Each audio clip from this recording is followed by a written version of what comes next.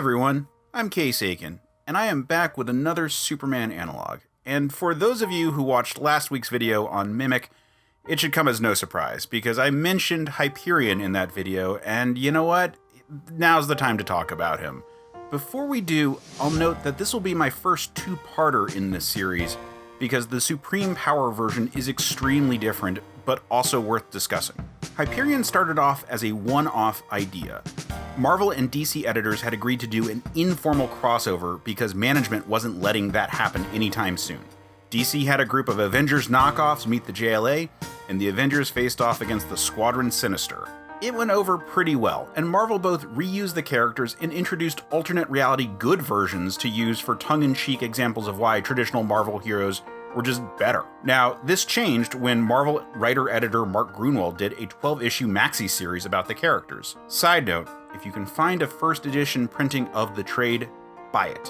When Mark died, they put his ashes in the ink. He is a beloved icon in the history of Marvel. Despite some editorial choices that may have been less than perfect, he was inspirational and beloved by many of his colleagues. In the series, the Squadron Supreme's Earth had been brought to the brink of collapse by various supervillains. To save it, they had to take the world over, starting with America, and attempted to build a Utopia. Each issue followed a month in the first year of this plan. However, the big takeaway was the slippery slope of autocracy. Even with the best intentions, moral compromises were made and programs that they instituted were prone to corruption if they were not maintaining it. It didn't go well.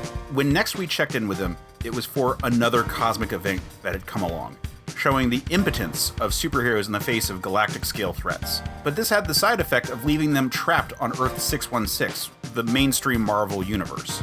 There, they palled around with Quasar and tried to do good, though occasionally got into fights with heroes such as Thor or Gladiator. Hyperion and co. made it back to their home reality eventually. Since then, we've been introduced to several alternate versions of the character, such as the extremely evil and extremely powerful one that showed up in EXiles. There's two big stories with the EXiles version that I want to cover. The first is an amazing six-parter by Chuck Austin, of all people, that I want to gush about. First, he kills a version of Magneto that was going to destroy Earth, hooks up with an evil version of Carol Danvers, then he takes over a version of Earth in a really bad way. Then he squares off against the EXiles and seems unbeatable. This leads to an amazing 1-2 punch from Blink and Gambit. Nothing in their arsenal can hurt him, but Blink uses her teleportation to hit Hyperion with his own I-beams, and Gambit follows up by charging up the soul sword of a slain magic and jamming it into his wound. However, this Hyperion comes back, and in a smart attempt to deal with him, Beak, who had joined the team by this point, travels across dimensions to find good versions of Hyperion to bring back and fight him. But this evil Hyperion is far stronger and wipes the floor with them. The EXiles barely pull off a win.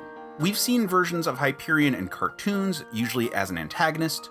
A version popped up in Earth X looking very similar to the Alex Ross design for Supreme, and recently a version was in the Avengers during the amazing Hickman run. He had a great bromance with Thor in it, and it was a wonderful example of how well a stoic Superman could work on the team. As of this video, Hyperion is back as an important character, this time in a devilish story from Jason Aaron, featuring a world where there are no Avengers, but the Squadron Supreme has taken a very aggressive tact at heroism in their world. Like I said, there have been several versions. It's almost baked into the character.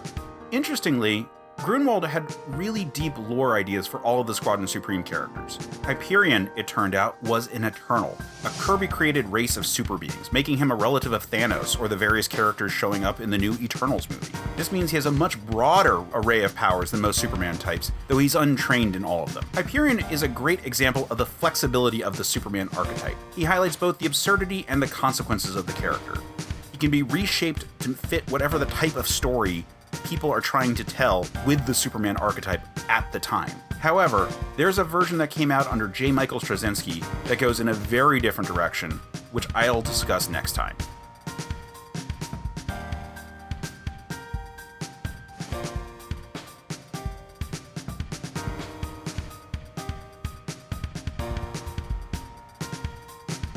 This video series started off as an ongoing series of Twitter threads cataloging the various Superman analogs that came to my brain space meat thing.